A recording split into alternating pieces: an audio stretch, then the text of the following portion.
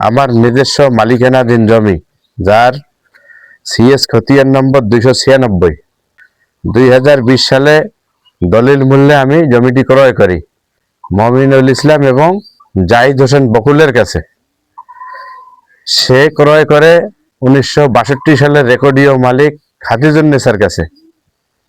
খাদিজুন্নেসার পিতার নাম হচ্ছে ফসিমউদ্দিন।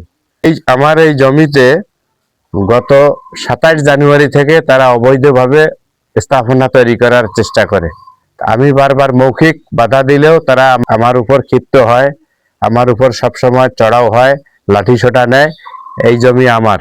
আমি যদি বলি যে তোমাদের জমি, তোমরা কি কোর্টের কোনো রায় পেয়েছো বা কোনো কাগজপাতি আছে? তোমাকে কাগজ দেখাবো কেন? তুমি কে? আমরা কাগজ কোর্টে দেখাবো। এর ভিত্তিতে 144 ধারা এটিএম কোর্টে জারি করি। 144 ধারা জারি করার পরে তদন্ত করার জন্য পুলিশ এসে বলে যে আপনাদের জমির যদি আপনারা পান, আপনাদের কোনো কাগজ থাকলে তাইলে আপনারা কোর্টে রায় নিয়ে জমিতে আসবেন, প্রশাসন বুঝিয়ে দিবে, আর আপনার জমি হলে আপনি নেবেন। এটাকে তারা সবসময় ওভারটেক করে আমার ঘিরা টিরা সব ভাঙিয়ে ফেলে। আমার বাঁশের ঘিরা চতুর্পাশে দেওয়া ছিল, ঘিরাটাকে তারা ভাঙিয়ে ফেলে। তারপরে কলার গাছ লাগানো ছিল, কলার গাছগুলো বেদমসে কাটে। ওখানে অল টাইম তাদের সময় তাদের স্থাপনা সব সময় থাকে। পাশের একটা জমিতে তারা জবরদখল করে একটা ঘর করে আছে। মালিক দেশের বাইরে থাকে, পাশের জমির মালিক।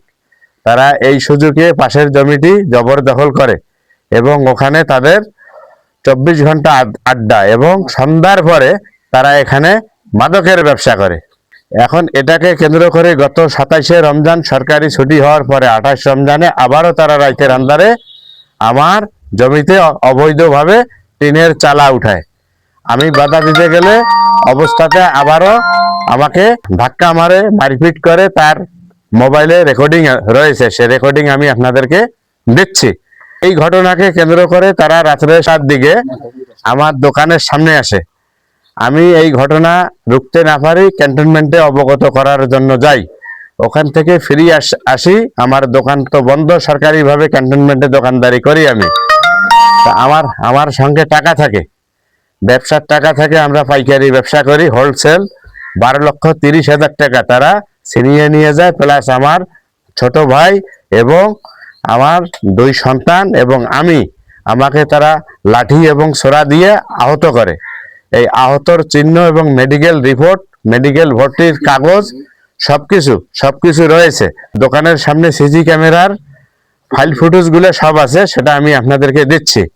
এরা জবরদখল করে জমি নিতে চায়, তার মানে কি? তারা ভূমিদস্যু। আসামি হচ্ছে আলামিন হোসেন, মোহাম্মদ বাবু মিয়া, তারপরে হচ্ছে নাসরিন বেগম, তারপর হচ্ছে আরিফুল, তারপরে আবারও আলমগীর, পিতা মন্টু মিয়া, তারপর হচ্ছে সাফিয়া বেগম, তারপরে মেহেরজন, তারপরে লাখি, তারপরে রেনজিনা, তারপরে জহরুল।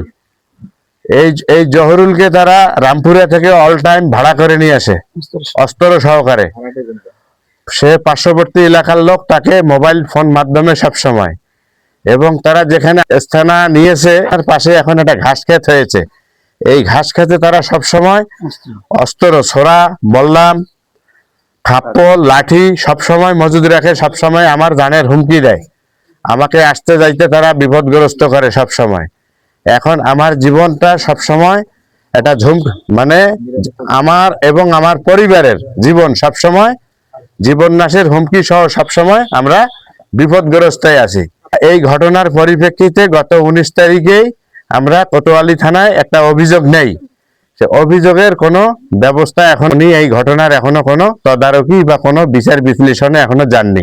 মাননীয় সরকার এবং মাননীয় পুলিশ কমিশনার এবং মাননীয় ডিসি সাহেব এটার কাছে আমার জমি, আমার ক্রয়কৃত সম্পদ, যাহা দলিল মূল্যে সব কাগজ পত্র সহ 144 ধারা জারি আছে, প্লাস আমার কাছে স্বয়ংক্রিয় সমস্ত কাগজ রয়েছে, পূর্বের মালিকের ভ্যালু সহ রয়েছে। আমার জমি উদ্ধার প্লাস আমার জীবন রক্ষার্থে আমি নিরাপত্তাহীনতায় ভুগছি। এই জন্য আমি আপনাদের কাছে শরণাপন্ন হয়েছি। আমার পাশে এই যে লতিফ চাচা আছে, ওনার নামেও মিথ্যা মামলা দিছে, উনি এই জমিতে ইনক্লুড নয়, ওনার নামে মিথ্যা মামলা দিয়েছে। তারপরে পার্শ্ববর্তী জমির মালিক আবু রায়হান, তাদের জমিতেও তারা অবৈধ স্থাপনা করার তৈরি করে, তারাও এই জমির মালিক। রফিকুল ইসলামের বাসায় রাজের কাজ করছিল, রাজের কাজ করাতে হচ্ছে উনি এই কাগজগুলো ওনাদেরকে পরামর্শ করে দেওয়ার কারণে উনি ওই কাগজের বিনিময়ে ওদের কাছে ওই পিয়ন রফিকুল ইসলাম, উনি ভূমি অফিস, বড়বাড়ি ভূমি অফিসে উনি জব করে পিয়ন পোস্টে, উনি হচ্ছে এই কাগজের বিনিময়ে ওনাদেরকে পরামর্শ দিচ্ছে এবং টাকা খাচ্ছে। এই কথা যখন আমরা শুনতে পারি তখন আমরা ডিসি মহোদয়ের কাছে অভিযোগ করি, ওনারা এখনো কোনো পদক্ষেপ নেয়নি। হ্যাঁ, তবে আমাদেরকে আশ্বস্ত করছে যে হচ্ছে এই বিষয়ে অবস্থা নেবে, আমাদেরকে জানাইছে। কিন্তু হচ্ছে এরকম ভূমি অফিসের পিয়নেরাই যে যদি হচ্ছে এরকম দুর্নীতির সঙ্গে জড়িত হয়, তাহলে হচ্ছে সাধারণ মানুষ ওদের কাছ থেকে কি আশ্বাস পায় বা কি আশা পায়? এটাই আমাদের ডিসিও মহোদয় এবং হচ্ছে পুলিশ প্রশাসনের কাছে আমাদের অনুরোধ, যাতে যেন এই বিষয়ের যথাযথ পদক্ষেপ নেয়।